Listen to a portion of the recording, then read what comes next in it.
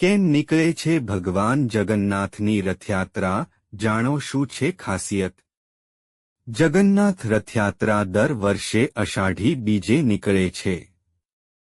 આ વર્ષે રથયાત્રા 7 જુલાઈ 2024ને રવિવારના રોજ નીકળશે. આવો જાણીએ 4 અદ્ભુત કારણ જેના કારણે આટલી મહત્વપૂર્ણ છે જગન્નાથ યાત્રા. પૌરાણિક કથાઓના આધારે ઘણા લોકો માને છે કે એકવાર શ્રી કૃષ્ણની બહેન સુભદ્રા તેના પિયર આવે છે. તેણીએ તેના ભાઈઓ કૃષ્ણ અને બલરામ સાથે શહેરની મુલાકાત લેવાની ઈચ્છા વ્યક્ત કરી હતી. પછી કૃષ્ણ બલરામ અને સુભદ્રા સાથે રથમાં શહેરની મુલાકાત લેવા જાય છે. ત્યારથી રથયાત્રા શરૂ થઈ હોવાનું માનવામાં આવે છે. બીજી દંતકથા છે કે ગુંડીચા મંદિરમાં સ્થિત દેવી શ્રી કૃષ્ણની માસી છે. તે ત્રણેય ભાઈ બહેનોને પોતાના ઘરે આવવાનું આમંત્રણ આપે છે. આવી સ્થિતિમાં શ્રી કૃષ્ણ બલરામ અને સુભદ્રા સાથે 10 દિવસ માટે માસીના ઘરે આવ્યા છે.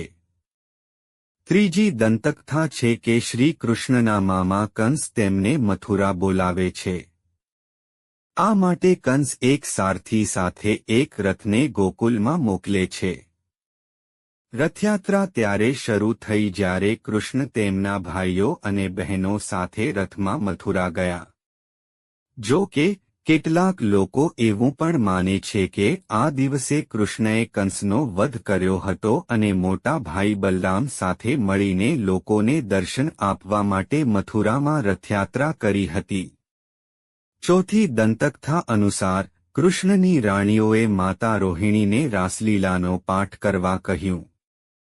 માતાને લાગે છે કે સુભદ્રાએ ગોપીઓ સાથે કૃષ્ણની રાસલીલા વિશે સાંભળવું જોઈએ નહીં, તેથી તેણી તેને કૃષ્ણ અને બલરામ સાથે રથયાત્રા પર મોકલે છે.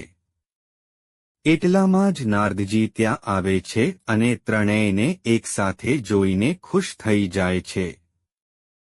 ત્રણેયના આવા દર્શન દર વર્ષે થાય એવી પ્રાર્થના કરીએ છીએ. ત્યારથી ત્રણેય જોવા મળે છે. એવું કહેવાય છે કે શ્રી કૃષ્ણના મૃત્યુ પછી જ્યારે તેમના નશ્વર અવશેષોને દ્વારકા લાવવામાં આવ્યા હતા, ત્યારે બલરામ તેમના ભાઈના મૃત્યુથી દુઃખી થઈને કૃષ્ણના શરીર સાથે સમુદ્રમાં કૂદી પડ્યા હતા અને તેની પાછળ સુભદ્રા પણ આવી હતી. આ સમય દરમિયાન ભારતના પૂર્વમાં સ્થિત પુરીના રાજા ઇન્દ્રદ્વિમુનાને સપનું આવે છે કે કૃષ્ણનું શરીર સમુદ્રમાં તરતું છે. તેમણે અહીં કૃષ્ણની વિશાળ પ્રતિમા બનાવવી જોઈએ અને મંદિર બનાવવું જોઈએ. સ્વપ્નમાં દેવદૂતો કહે છે કે કૃષ્ણની સાથે બલરામ અને સુભદ્રાની લાકડાની પ્રતિમા બનાવવી જોઈએ અને શ્રી કૃષ્ણની રાખ પ્રતિમાની પાછળના છિદ્રમાં રાખવી જોઈએ. રાજાનું સ્વપ્ન સાકાર થાય છે અને કૃષ્ણની રાખ સમુદ્રમાંથી મળી આવે છે. તે વિચારતો હતો કે તેની પ્રતિમા કોણ બનાવશે.